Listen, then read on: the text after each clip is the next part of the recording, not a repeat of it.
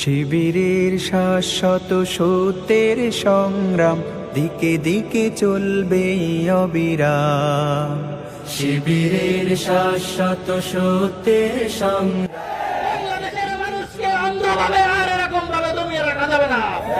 বাংলাদেশের ছাত্র জনতা তারা গণঅভ্যুত্থান গড়িয়েছে। বাংলাদেশের মানুষরা তারা তাদের মৌলিক অধিকারগুলো ফের পাওয়ার জন্য শতবার হাজারবার তারা লড়াই করতে প্রস্তুত রয়েছে। ঢেউ থামবো না মালিকের সাথীরা তো এই সরকারের আওয়ামী লীগের কর্মকাণ্ড, আওয়ামী লীগের বিচার কার্যক্রম বন্ধ করতে তারা পরাস্ত হলে ছাত্র শিবির থেকে আছে তাদের কর্মকাণ্ড নিয়ে মাথায় নামলে তাদেরকে কঠিন হস্তে দমন করা হবে। দিকে চলবে অবিরাম। বিজয় গণঅভ্যুত্থানের আইনি ভিত্তি দিতে চাই না, তাদের নিয়ে 26-এ কোনো নির্বাচন হবে না।